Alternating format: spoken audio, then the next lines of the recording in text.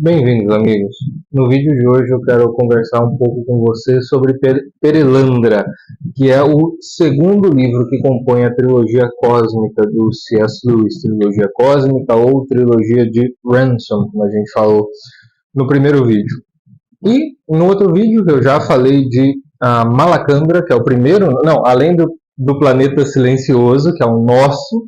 O Dr. Ransom vai para Malacandra, não é? Que é Marte, e agora ele vai para Perelandra, e Perelandra dá o nome ao segundo livro. Ele fez essa viagem espacial interessantíssima, não é? Ele conheceu um mundo em que, bom, naquele momento não havia o pecado original, mas um mundo em que ainda, como nós sabemos no segundo volume, não é? Um mundo em que Mal-El-Dir não tinha encarnado, não tinha tomado a forma humana, a forma de homem, não é? O mundo, como a gente vem saber, de uma ordem ainda antiga, criado por Deus, por Mal-El-Dir, mas uma ordem antiga. Um mundo em que o seu governante, o seu senhor, era um anjo, o Oyarsa, ou Eldil, não é? Como é chamado o anjo nessa língua antiga. E é para esse mundo, para Marte, que o Dr. Owen Ransom, filólogo de Cambridge, é mandado, não é acidentalmente mandado. Do ponto de vista humano. Por quê? Do ponto de vista divino, a sua ida a Marte foi providencial. E lá ele toma contato com uma ordem, com uma beleza, que o fazem pensar justamente que o nosso modo de enxergar a realidade é limitado. Então, ele nos oferece um espelho para uma cosmologia na qual Deus está presente. Para uma cosmologia que não ignora as descobertas da ciência, mas nos lembra de uma ordem que é anterior das próprias descobertas empíricas, certo? E essa ordem, ela é aprofundada em Perelandra. Qual que é o cenário de Perelandra? No fim de Além do Planeta Silencioso, a gente descobre que quem contou a história não foi o próprio Dr. Ransom. Quem escreveu não foi o próprio Dr. Ransom, mas um amigo dele, C.S. Lewis, que se coloca como personagem literário. E é o C.S. Lewis que começa, no segundo volume, em Perelandra, indo visitar o Dr. Ransom. Mas é uma visita estranha, né? O Dr. Ransom tinha pedido para chamar o Lewis, com quem ele compartilhar esse segredo antes, não é? De uma forma meio abrupta, o Lewis teve que viajar à noite, estava bem escuro aquele caminho, e ele começou a ser invadido por uma série de pensamentos ruins, não é? Ele começou a ser invadido por uma angústia, por um medo, ele achou que ele ia ficar louco, que ia acontecer um monte de coisa com ele, sendo que ele só ia para a casa do Ransom, não é? Ele imaginava que o propósito tivesse a ver algo com essas viagens, com as experiências pelas quais o amigo dele, Ransom, passou. E, no entanto, aquilo foi uma angústia tremenda para ele. Foi uma tempestade, um turbilhão de pensamentos terríveis, os piores possíveis. Ele só queria sair correndo dali. Ele não sabia direito o que era aquilo. Até que ele chegou. Encontrou o Ransom. E o Ransom falou para ele o que era. Olha, tinha alguém tentando interromper aí a sua jornada, não é? Por quê? A viagem de Ransom para Malacandra marcou uma espécie de passagem nesse ciclo da criação. O ciclo colocado pelo próprio Deus na criação, tal como o Lewis nos coloca aqui. Bom, se nós estamos esperando uma segunda vinda de Cristo, se nós estamos esperando que, de fato, a criação cumpra a sua vocação, nós cumpramos a nossa vocação, que Cristo volte como ele prometeu, bom, não devemos ficar pensando como nós ficamos. Essa é uma coisa que o Ransom menciona até para o Oyarsa de Malacandra, para o anjo de Malacandra, não é? Depois, aqui em Perelandra, que nós vivemos como se nada fosse mudar. Nós vivemos e não pensamos na segunda vida de Cristo, ou no nosso propósito, ou na nossa vocação. Nada disso. O que para o anjo é um pouco estranho, mas o Ransom diz, é assim que nós vivemos, não é? E é um pouco do que o Lewis faz aqui em Perelandra, nos lembrar das últimas coisas. Né? E como um habitante muito importante de Perelandra vai dizer, é estranho chamar isso de últimas coisas, é estranho que o pessoal da Terra chame isso de últimas coisas, porque na verdade são as primeiras.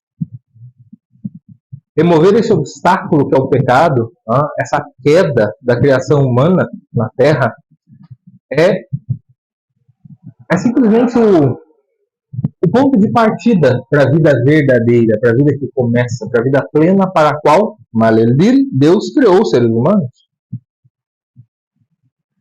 É um pouco com isso que o Ransom se depara em Malacandra. Em Perelandra, que é o planeta Vênus. Se Malacandra era Marte, Perelandra é o planeta Vênus. E quem o leva para o planeta Vênus, para Perelandra, é ninguém menos do que o Yarsa, o anjo de Marte, o anjo que governa Marte. E ele leva o Ransom numa espécie de caixão. O Ransom tem que entrar nu, porque ele passa nu toda a viagem, o livro transcorre com ele o tempo todo nu, completamente nu. Os seus olhos são cobertos. Ele entra numa espécie de caixão de gelo, analogamente ao que seria um caixão de gelo. Ele é transportado no ar pelo Yarsa. Em um determinado momento da viagem, no transcurso, ele perde a consciência, tanto na ida quanto na volta. E bom, o começo do livro é um tanto quanto parado, talvez extático. Porque o planeta Vênus, a Terra profunda, não é? Do planeta Vênus, para além da sua atmosfera, Perelandra, é formado sobretudo por água. E ele cai na água quando ele chega. E na água ele começa a nadar, a procurar algum lugar onde ele pudesse descansar, ficar, parar, qualquer coisa, porque não tinha nada, só tinha água. E ele começa a se deparar com alguns seres aquáticos e tal, e aí depois ele vê algumas manchas ao longe, ele vai nadando até elas, e ele descobre que são ilhas. São ilhas flutuantes, que ficam se movendo conforme as ondas. E mais do que isso, são ilhas cuja própria terra se mexe também conforme o movimento das ondas. Como se fosse, sei lá, uma espécie de borracha ali em cima. Mas que tem vegetação, tem frutas. Ele descobre depois, tem alguns animais. O primeiro animal com que ele se depara é uma espécie de dragão, e começa a segui-lo. Ele faz uma certa amizade com esse bicho. O bicho não tem uma desconfiança dele, não tem medo, mas também não tem hostilidade em relação a ele. Isso é muito interessante. Porque já nos vai mostrando como é o planeta Perelandra. É isso que nós precisamos imaginar. Se, em primeiro lugar, Malacandra evoca um mundo antigo, parte dos mundos antigos criados por Deus, nessa mitologia do Deus, Perelandra é um mundo jovem, é uma criação jovem, que pelo menos quando Ransom chegou lá, era uma criação relativamente nova, que talvez muito antes dela houvesse outras criações no próprio planeta. Uma civilização, talvez, outros tipos de criaturas, outro tipo de terra, mas no momento em que ele estava lá, era uma criação nova. E não por acaso é Vênus. Vênus ou Afrodite, a deusa do amor, que foi relacionada pelos antigos na mitologia pagã greco-romana, associada sobretudo aos prazeres dos sentidos, de todos eles, em especial do amor erótico, de Eros, mas dos sentidos, dos nossos 5 sentidos. O que o Lewis experimenta lá, o que o Ransom, experimenta em Perelandra, são cheiros que ele nunca tinha sentido. Uma água sempre morna, inconfortável, agradável. A temperatura varia um pouco à noite, mas nunca é insuportável. É por isso que ele não tem desconforto nenhum ao estar nu. É uma temperatura para o corpo humano sempre agradável, sempre boa, sempre benéfica. A vegetação também. A água, ele sempre pode beber daquela água, da água do próprio oceano que está ali, do grande oceano. A maior parte de Perelandra é água, e ele pode beber toda aquela água sem problema nenhum, não é água salgada. Em Marte também não era, em Malacandra, não é? E ele experimenta frutas cujo sabor ele é incapaz de descrever. Mas é um sabor forte, maravilhoso. Ele diz assim que na Terra facilmente se faria uma guerra por causa disso, né? Se entraria no problema da produção, da superprodução, do conflito e da guerra por causa disso. Ele está num planeta totalmente novo, né? Que não foi marcado pela queda, mas que, diferentemente de Marte, de Malacandra, pelo que a gente sabe, tampouco foi marcado pela tentação da queda. Tentação que aconteceria com a presença do Ramsay. Porque conforme ele vai entrando em Malacandra, ele fica em Perelandra, ele fica nessa ilha inicialmente, aí ele vai vendo os animais, ele vê alguns peixes. É interessante que ele vê algumas criaturas marítimas que têm uma forma humana ou humanoide em algum sentido, que não tem expressão, não tem essas expressões humanas, mas tem rostos humanos. E é muito legal porque fica esse mistério. A gente não sabe o que são essas criaturas e a verdade é que a gente não precisa saber mesmo. São mistérios dessa criação, nos quais não penetramos e que não precisamos penetrar. E o próprio Ramsay não perscruta todos esses mistérios. Né? Ele se aprofunda mais nos mistérios ao longo da narrativa sem tentar desvendá-los. Não é?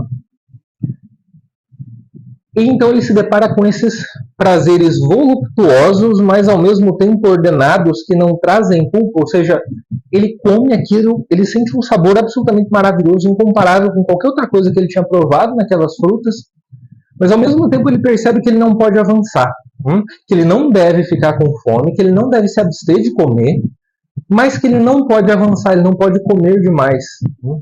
Ele precisa comer na medida para que aquele prazer seja pleno, dentro daquela plenitude, talvez um pouco limitada, mas ainda assim uma plenitude. Ele percebe que ele mesmo precisa se colocar, ali não tem ninguém falando com ele. O Oyarsa simplesmente o deixou ali, ele perdeu o contato, digamos assim, que ele aterrissou em Vênus. Então ele está sozinho, inicialmente. Nas primeiras páginas, acho que nos primeiros 2 ou 3 capítulos que narram a viagem em si, o transcurso dele por Perelandra, não aparecem sequer os animais. Né? O dragão vem aparecer depois. E com o tempo, andando naquelas ilhas flutuantes, né, que ele tem que pegar o jeito de andar ali, porque senão ele vai caindo, olha uma montanha, agora se transforma num vale daqui a pouco e sobe, desce, mas a vegetação não se perde, a natureza ali não se perde, e, no entanto é daquele modo mesmo. E a vida ali naquele planeta transcorre daquele modo, naquele tipo de criação específico, certo? E aí ele encontra uma figura interessantíssima, que é uma figura que tem forma humana, e que acena para ele. Depois ele sabe, achando que era outra pessoa. E essa figura com forma humana é uma mulher belíssima, jovem. Só que com uma diferença para os habitantes da Terra. Essa mulher tinha um corpo completamente verde. E essa mulher também estava nua. Mas não ocorreu ao Ramsay qualquer outro tipo de pensamento com ela, estando ele nu, estando ela nua. O que ele percebeu com o tempo é uma analogia dessa mulher com a criação humana na Terra. Então,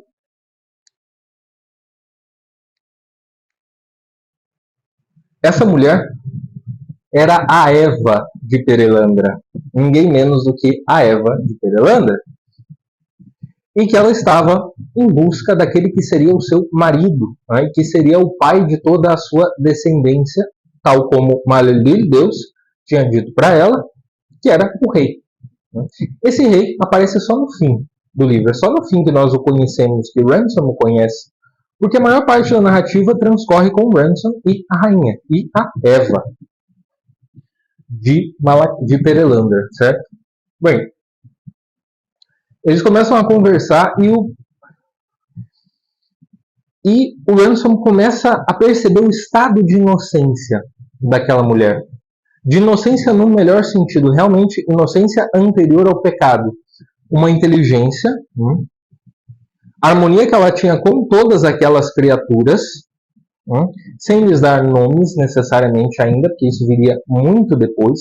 Era necessário que outra coisa acontecesse para que o homem e a mulher pudessem dar nomes às criaturas. Mas ela vivia na expectativa pelo rei. Então, quando Ransom chegou, ela falava a mesma língua, não é, que Ransom tinha aprendido em Malacandra, que era o chamado Solar Antigo, que era uma língua universal. Uma língua que foi perdida na Terra depois da queda, mas que foi conservada nos outros mundos em que não aconteceu a queda, em que nenhum anjo traiu a Deus, certo? E ele começou a conversar com ela, percebeu a sua inocência, ele tentava explicar algumas coisas, ela tinha uma dificuldade para entender, angústia, tristeza, medo, mal, a ideia de morte. Eram coisas que ela não compreendia ao certo, e que em um determinado momento, tentando explicar, o Ransom recorreu a uma mentira que depois ele consertou, porque ele sentiu nojo, um gosto de vômito na boca, quando ele mentiu para aquela mulher inocente.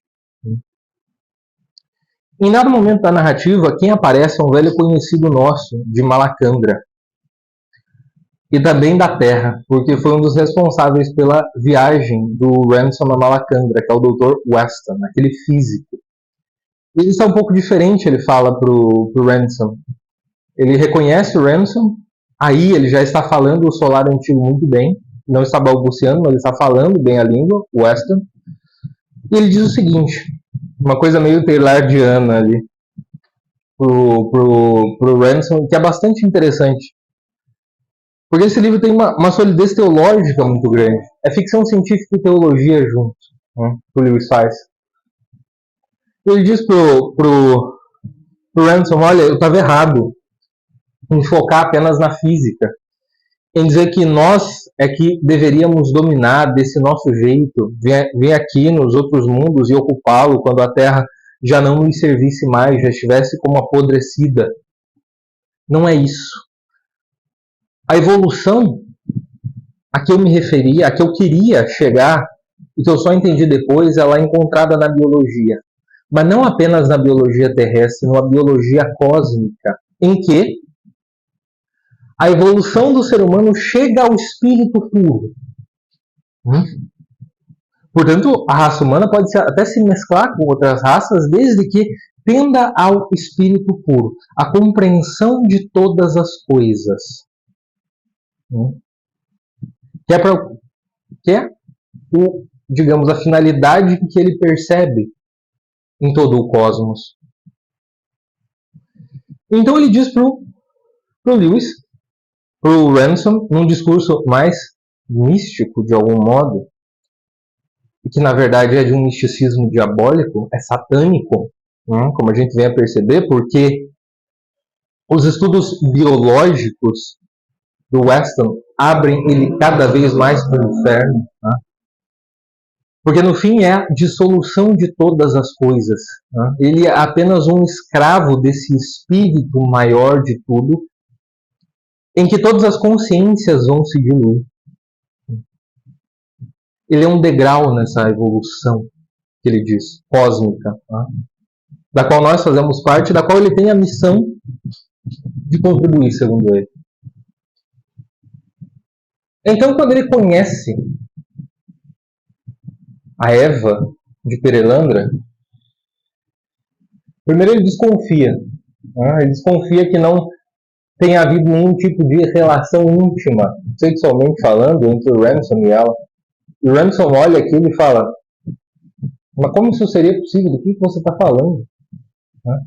Aquilo ali é inimaginável porque foi transfigurado.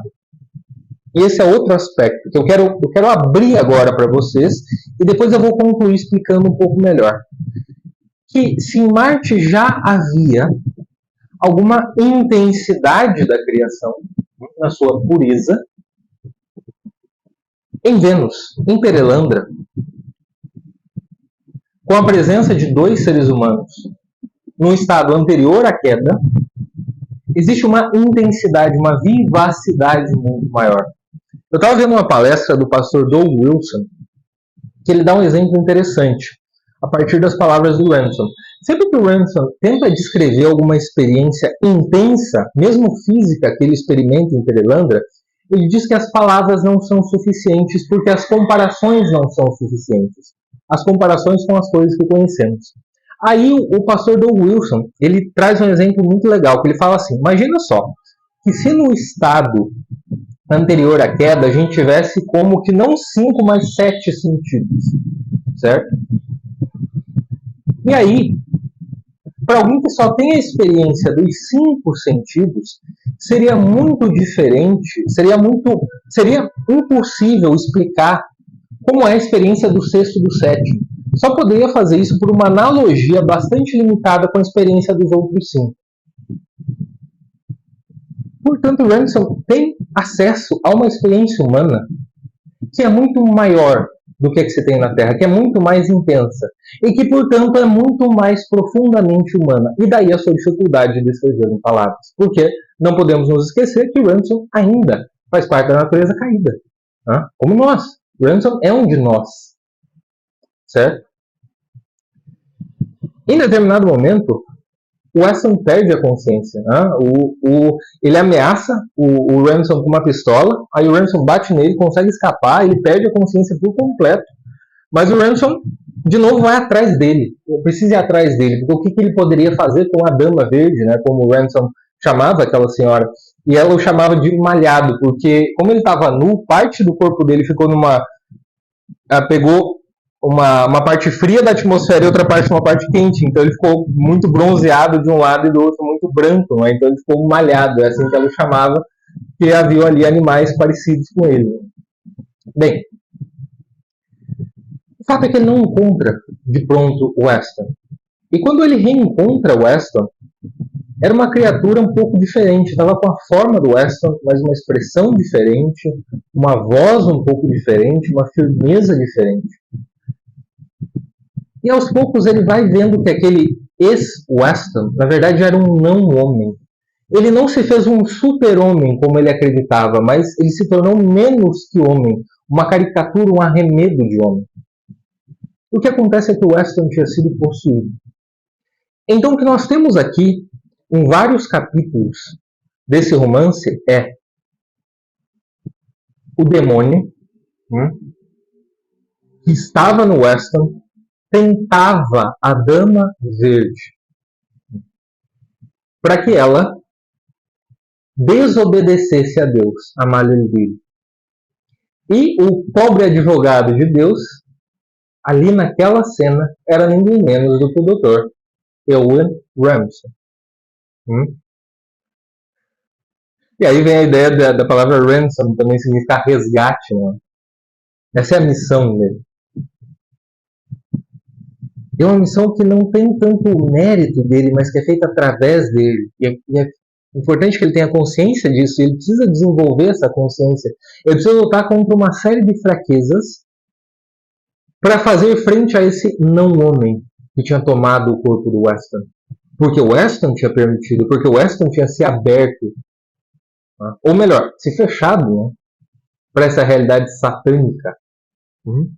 Para essa aparente transfiguração, que ele achou que era uma transfiguração, mas que na verdade era uma nulificação do ser humano, da sua consciência, da sua liberdade. E no meio de todas essas ilhas flutuantes que eu falei, que compunham a Perelandra, pelo menos toda boa parte daquilo que o Ransom viu, e aparentemente era o que compunha essa terra, não é? Havia uma terra firme.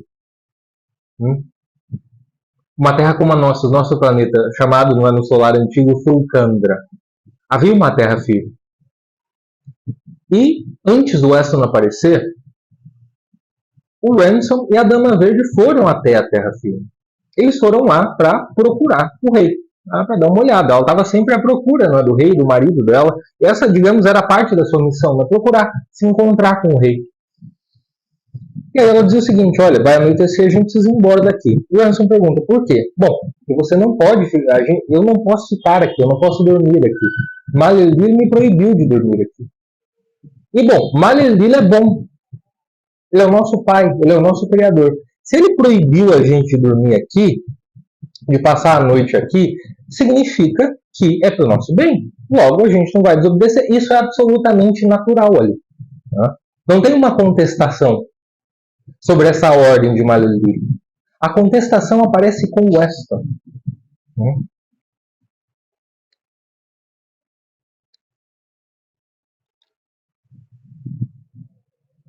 Weston conta para ela, para Eva de Perelandra, a história da Terra.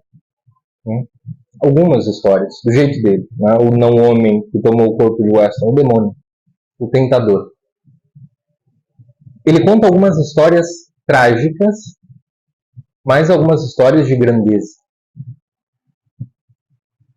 Isso é fascinante, porque ele começa a apelar para o orgulho dela. Ele começa a incitar o orgulho, a vaidade, né? Pouco a pouco. Do jeito que ele consegue, por exemplo, ele conta como na Terra, algumas pessoas faziam sacrifícios trágicos pelos outros. Sacrifícios pelos quais elas não eram reconhecidas, sobretudo mulheres. Sacrifícios nos quais elas tinham que cometer uma desobediência original. Por quê? Porque a desobediência original lhes traria algo de bom. Lhes traria algo tão bom de que as suas pessoas amadas precisavam. Então essas pessoas, sobretudo mulheres, elas faziam esse sacrifício, essa autoimolação, fazendo uma desobediência à ordem estabelecida, mas que era uma desobediência exterior, que na verdade, a verdadeira obediência estava em desobedecer. Porque era na desobediência que o bem era trazido para as pessoas amadas. E elas nunca eram compreendidas. Elas eram isoladas, maltratadas, mas elas tinham uma grandeza trágica. E só elas eram capazes de fazer aquilo. Eu vou ler aqui um pouco para vocês. Mas em todos esses altos e baixos, em todas as mudanças na linha de frente por quê? Porque o Ransom estava tentando combater o diabo com seus argumentos. Ele estava tentando defender a Deus e a obediência com os argumentos. Ele já sabia o que estava acontecendo ali. Ele já sabia que essa era a tentação original em Perelandra. Ele já sabia que ele estava ali para, de algum modo, tentar ajudar a impedir que aquilo acontecesse, mas ele se sentia sozinho. Ele não via anjo nenhum. Ele não percebia a voz de Deus na sua consciência. Até o fim desse debate, certo? Em todos os contra-ataques, as resistências e as retiradas, Ransom entendeu mais e mais claramente a estratégia de tudo o que estava acontecendo. A resposta da dama à sugestão de se tornar alguém que corre riscos, uma pioneira trágica, era ainda uma resposta feita principalmente por causa do amor dela ao rei e aos filhos não nascidos. E até mesmo, em certo sentido, ao próprio Malelby. Ela os ama tanto, o diabo apelou nesse sentido, que ela estaria disposta a fazer esse sacrifício de desobediência. Por quê? Porque a primeira mulher da Terra, ela tinha feito essa desobediência, tinha levado a desobediência para o homem, e graças a isso, segundo o diabo, eles tiveram filhos, eles tiveram uma descendência frutífera sobre a Terra.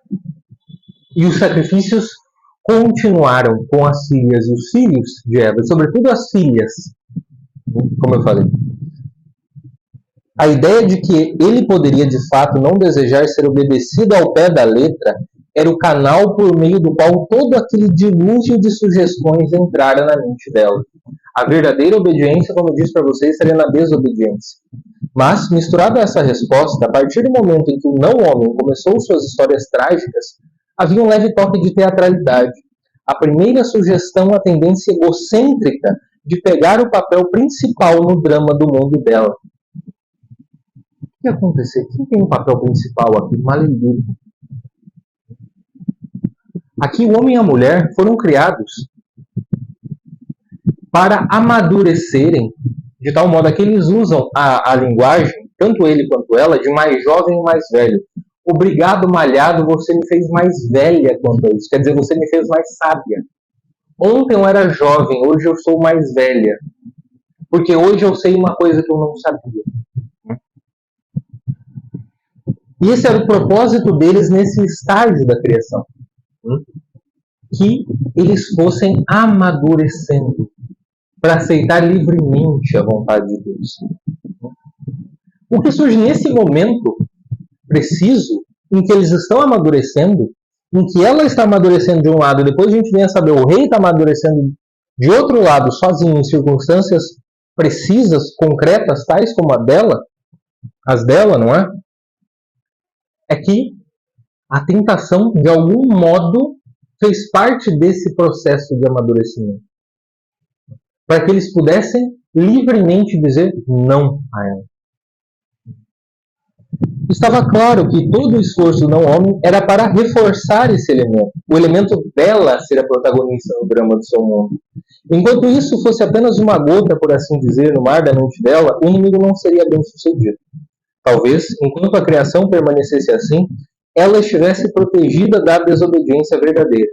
Talvez nenhuma criatura racional, até que tal motivo se tornasse dominante, pudesse realmente jogar fora a felicidade por uma coisa tão vaga quanto a conversa do tentador a respeito de uma vida mais profunda e do caminho para o alto.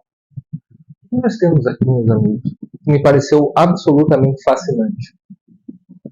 O que eu encontrei com muita clareza em Perelandra é que essa tentação que a Eva perelandriana recebe é a mesma tentação do orgulho que nós recebemos. Isso para mim foi muito claro. Como é a mesma tentação, ainda que ela tenha sido inocente, nós já não o sejamos. Essa tentação desse protagonismo trágico, que é simplesmente o orgulho na nossa vida. De tomar o controle da existência, ainda que seja para a própria destruição. Talvez seja a única coisa que a gente consegue fazer conosco mesmo. Mas de revestir essa destruição com um caráter trágico. Tá? Com aquela falsa beleza infernal que os românticos viram. Aquela teatralidade. Aquilo que o Unamuno também fala no Abel Sánchez. Que é a história daquele homem, o Caim, ele tinha um vício, o da inveja. E ele foi se apegando àquele vício como se fosse algo trágico, como se fosse para ele uma grande tragédia e, portanto, uma honra portar aquela ferida e ser levado com ela, porque assim ele salvava outras pessoas. Por si mesmo, por ter aguentado a ferida, fazendo-se diabólico. Essa mesma tentação que nós recebemos, desse protagonismo trágico, orgulhoso das nossas vidas. O egoísmo velado na concepção da revolta nobre deveria ser aumentado. A concepção, pelo menos, que nós recebemos, depois que eu estava lendo, que talvez não seja a mais precisa de Prometeu, não é? A concepção prometeica do ser humano. O ser humano vai se tornando uma espécie de Deus por si mesmo. Né? O orgulho, a hybris, de que falavam os gregos. E Ramson percebeu que, a despeito de muitos protestos da parte dela e de muitos recuos do inimigo, ele aumentava lentamente, mas de modo perceptível. A questão, claro, era cruelmente complicada. O que o não-homem dizia era quase sempre próximo da verdade. Certamente seria parte do plano divino que aquela criatura feliz amadurecesse, se tornasse mais e mais uma criatura de livre-arbítrio, se tornasse, em certo sentido, mais distinta de Deus e de seu marido, para, dessa maneira, ser um com eles de uma maneira mais rica. O que o diabo faz é tentar pegar essa individualidade dela, a pessoalidade dessa Eva, e tentar jogar lama nela, para transformá-la para baixo, não para cima. Pela obediência, pelo amor, essa pessoalidade seria transfigurada, porque se diferenciando ainda mais, ela poderia se entregar e amar mais perfeitamente. Agora ela ia se diferenciar pelo egoísmo. Ela ia puxar a espada do sacrifício para ser protagonista dessa nova vida. Ela ocuparia todo o centro.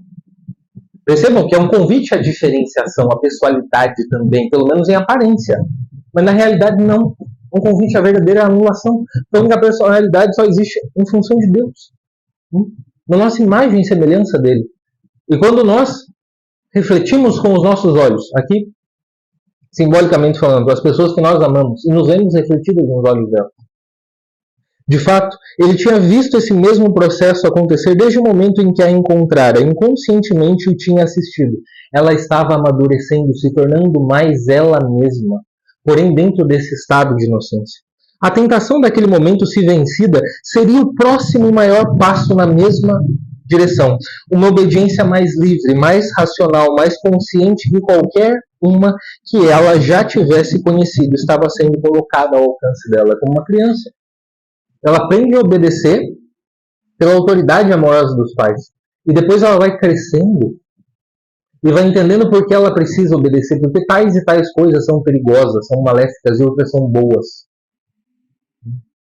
É assim que ela vai obedecendo. E a nossa obediência, para trazer o conceito clássico de lei, é a obediência voluntária, é um comando racional. Ou seja, nós obedecemos porque estamos convencidos de que aquilo é correto. Essa é a essência mesma da lei.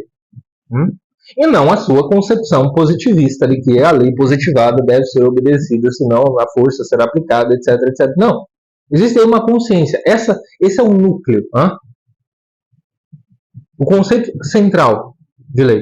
O caso central de lei é esse. É a obediência racional.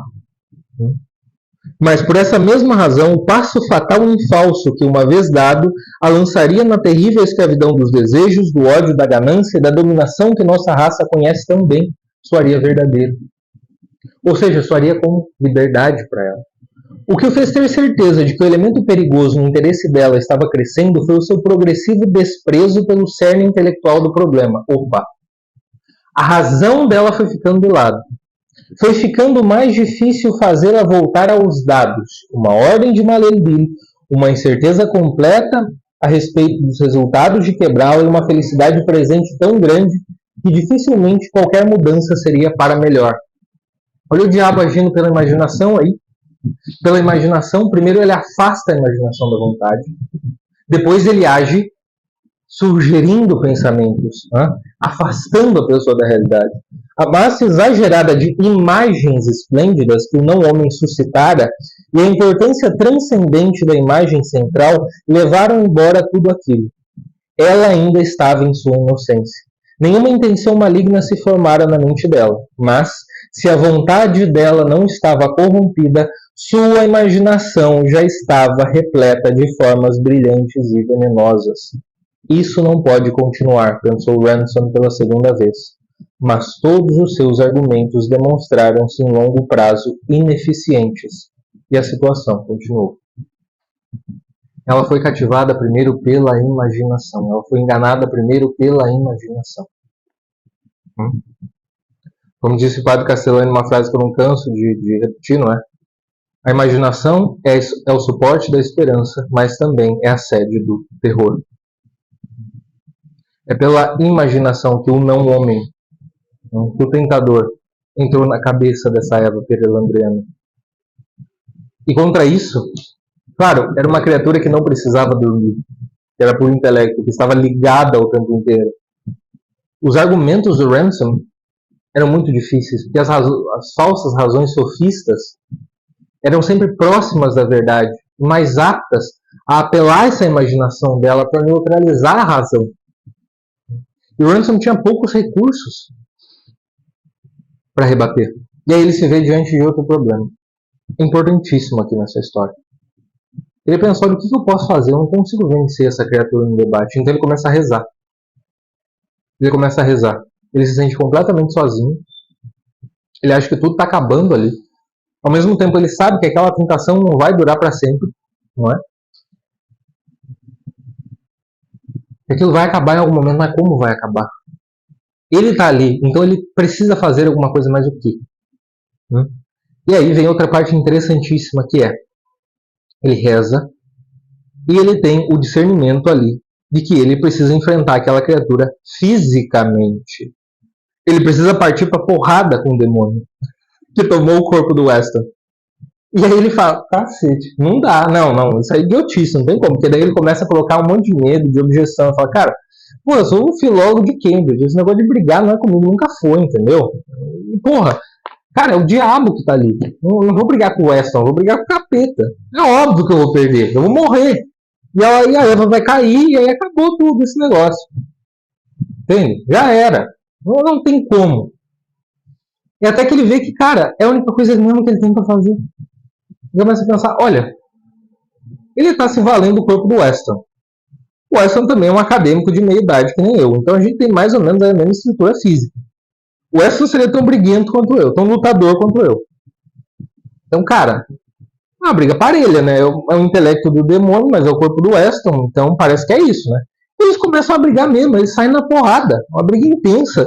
E o Lewis descreve essa briga por páginas e páginas, que é interessantíssimo. O Ramson, outra coisa interessante comentar. O Ramson começa a sentir um ódio, que ele entende para que existe a raiva, a paixão da ira no ser humano. Que ele nunca tinha entendido, que sempre parecia algo na Terra, né, na experiência anterior dele, sempre parecia algo desproporcional, alguma vingança pessoal, e ali não. Ali não. Ali era um ódio contra o nada.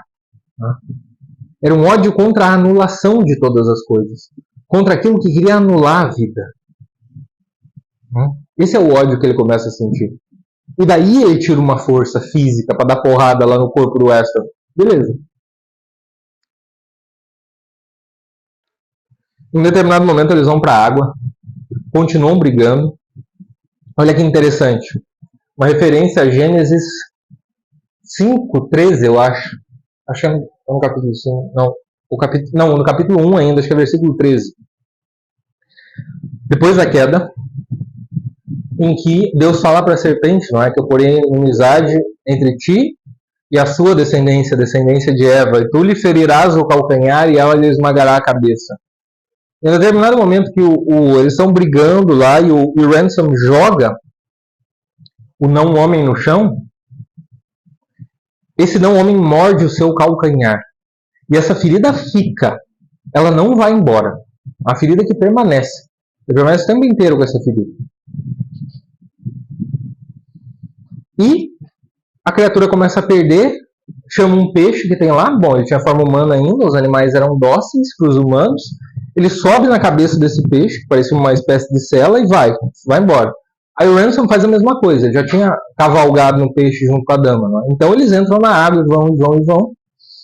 Em determinado momento eles não têm para onde ir, os peixes estão cansados, e aí a voz do Weston que volta. Aparentemente é o Weston que volta, por um momento, suplicando para o Ransom. Mas aí a gente vê que é um Weston já perdido, sem esperança também. É aquele mesmo Weston de antes. O que tinha se deixado levar, o que tinha se feito canal para este espírito da anulação completa que ele chamava de evolução. Ele fala do desespero, do nada, ou seja, ele coloca tentações na cabeça do Ransom. Imagina, eles estão no meio da água, não tem nada. Aí bate uma onda, fica tudo escuro. O Ransom descobre que ele está numa caverna. Uma caverna profunda, não tem luz nenhuma, ele vai tateando tudo. Tateando. O que acontece aqui, simbolicamente, é uma descida aos infernos. Como Jonas, no ventre da baleia, que Cristo alude, como o próprio Cristo, o Ransom tem que descer aos infernos para destruir a criatura, para destruir o não-homem. Coisa que ele faz. E depois ele volta. Essa zona de escuridão, habitada por uma criatura que apareceu lá, meio esquisita e tal, e por algumas outras criaturas. Havia uma espécie de dama que andava numa biga, que ele viu depois, e conseguiu ver. Quando ele achou um pouco de luz, ele foi escalando. Era uma caverna, mas ele tinha que ir escalando ali, subindo, e ele estava tentando, até que ele achou um pouco de luz, um pouco de fogo.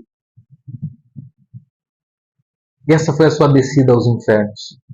E foi na descida aos infernos, eu não vou entrar em detalhes aqui, de como que ele conseguiu vencer o não-homem. Ele conseguiu expulsar esse espírito maligno. E que ele salvou a Eva perelandriana da tentação. Portanto, quando ele volta, ele precisa descansar por um tempo. E aí depois, até o pastor Doug Wilson fala isso na conferência, de tanto se alimentar dessas frutas puras, e aqui vem o que eu falei para vocês da realidade mais profunda de Perelandra, não é?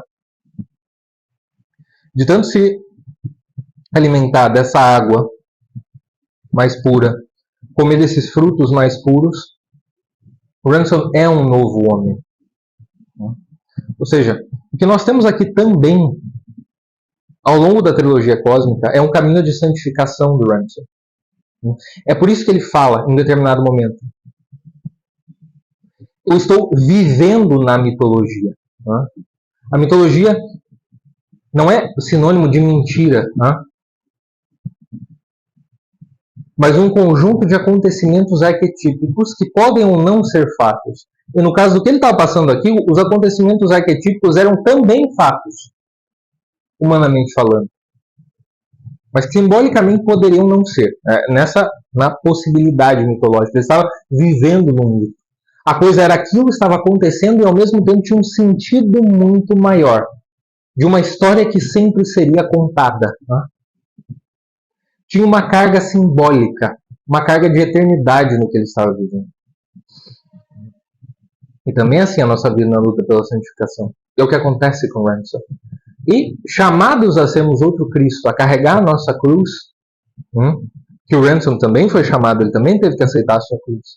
Ele também, como ser humano, ele é chamado a ser outro Cristo. Ele também é feito à imagem e semelhança de Deus. Ele também passou um pouco pela paixão. Ele desceu aos infernos e voltou. Teve o seu calcanhar ferido. Também lembrei do Jacó lutando com o anjo. Deu uma ferida na perna. Ainda que numa circunstância diferente, aquele anjo parecia dos fiéis, não é? Do que o Jacó enfrentou, mas enfim. Também é uma analogia possível, né? Na luta do Ransom. E, bom, depois ele é recebido, depois que ele descansa, passa um tempo lá, ele vai para uma montanha diferente, terra firme, que não era a mesma terra firme que ele tinha conhecido, que é uma espécie de Éden. E que ele é recebido por dois anjos, dois Oyarsas, que são o Oyarsa de Malacandra, que ele já conhecia, e o Oyarsa de Perelandra. E aqui ele faz uma coisa maravilhosa, que é juntar a mitologia humana, Vênus e Marte. Quando eles tomam forma, são formas sexuadas, que ele diz assim, que o gênero é muito mais importante. O gênero que eles são. A figura masculina são modos de ser que vêm para o corpo. No ser humano é assim. São modos de ser na eternidade, que vêm para o corpo. São muito mais do que meras contingências. E que o corpo revela isso. Marte parecia um homem, um guerreiro, que tinha uma espécie de lança na mão, e Vênus uma mulher. E que aí ele entende como a mitologia captou algo de verdadeiro. O Lewis era completamente apaixonado pela mitologia antiga, não é? Captou algo de verdadeiro, mas ao mesmo tempo nessa queda humana. A mistura da queda do pecado original falseou uma série de coisas. Ele disse que ele ficou com vergonha do que se relatava da mitologia sobre Marte e Vênus. E vejam, eles eram deuses e anjos, não como Deus, mas eles eram deuses ao seu nome. Anjos. Esses eram Marte e Vênus, os Oyarsa, os anjos, os Elvila, que ele conheceu, que o recebem. Aí depois ele conhece o rei vem, e ele olha para o rei e ele fala, e ele vê uma imagem de Cristo ali. De todas as representações que ele tinha visto de Cristo, ele bateu o olho e pensou em Cristo. E falou, olha, só faltavam as marcas nas mãos, nos pés e no lado. E aqui vem outro ponto. Se Marte, Malacandra, na trilogia cósmica do Lewis, nos faz pensar num mundo em que não houve a queda, um mundo em que não houve a tentação, não havia seres humanos, havia o sinal, não é? Criaturas racionais, mas não havia seres humanos, só algumas criaturas parecidas. Em Perelandra, o Ransom se depara com a criação toda renovada após a ressurreição. Não é que Cristo é um espectro, né? Por isso que ele consegue atravessar a parede, não é? E até os apóstolos. Não, ao contrário. A realidade de Cristo é mais profunda do que aquela realidade. Portanto, a realidade do mundo de Perelandra é mais profunda e mais intensa do que a realidade humana da Terra caída. Ransom experimenta o mundo tal como fomos aqui na Terra, nós chamados a experimentar depois da ressurreição. Essa é a diferença.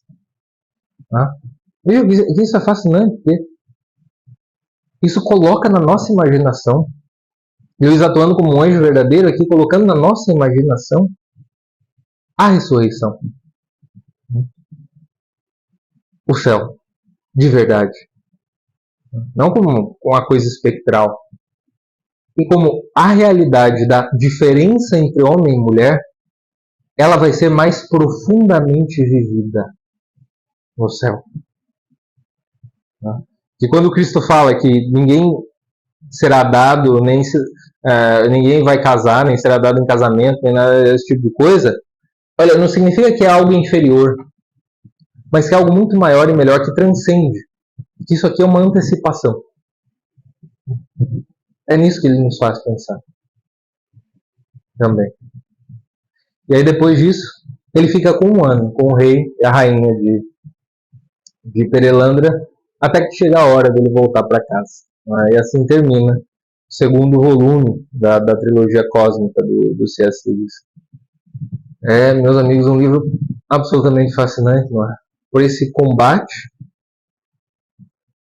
contra o diabo, que está presente em todas as nossas vidas, pelo modo como ele tenta a Eva, pelo modo que nós podemos reconhecer também os nossos pensamentos, pelo desejo, pela sede profunda que nós temos de Deus e dessa vida plena a qual fomos chamados, pelo fato de que quando nós recebemos frutos e são de outras mãos, não tem problema, isso é bom. Que não há concorrência entre os amores verdadeiros. E, portanto, o mérito ali, olha, ele conta tanto quanto for esforço de amor. Mas não mérito de protagonismo, do heroísmo trágico, mas esforço de amor. Que é o que eles estão fazendo um pelo outro. Porque quando homem e mulher, depois que a tentação é extinta, chegam à maturidade e podem governar Perelandra, o Iarsa de Perelandra, Vênus, se coloca aos seus pés. E diz, agora eu passo tudo para vocês e eu me alegro, porque vocês atingiram essa maturidade conforme a vontade do Malelio. Eles chamam Vênus de mãe e pedem para ela ficar aconselhando eles no governo. E aí eles começam a nomear todas as coisas. E aí eles vão ter descendência naquele mundo. E ali começa a história daquele mundo. E como diz o rei, não é o início, não é o fim, é apenas o começo. Se livrar do mal é se livrar de um obstáculo para o verdadeiro começo. E ele dá o exemplo assim, é como quando você vai deitar e tem um galho nas suas costas. E você precisa tirar aquele galho dali para você poder dormir. Agora que vai começar a verdade. Agora que vai começar tudo o que nós estávamos esperando desde que fomos criados. Isso é belíssimo. Então, mais uma vez, fica a forte recomendação de leitura para vocês da trilogia cósmica do C.S. Lewis. Leiam todos os livros. Eu vou partir para a leitura de essa Fortaleza Medonha, não é? E volto aqui para conversar com vocês sobre esse livro também. Tá bom, meus amigos? Agradeço muito pela atenção de vocês. Peço que curtam o vídeo, que compartilhem com alguém, se vocês gostaram. Se não são inscritos no canal, que se inscrevam, por favor. É isso. Até o próximo